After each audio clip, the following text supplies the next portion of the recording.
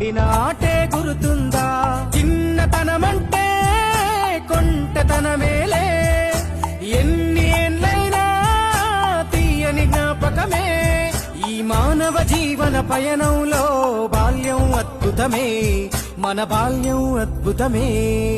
వీరి వీరి గుమ్మడి పండు వీరి పేరేమి, తాగుడు మూతలు దండకోర్ వీరి పేరేమి.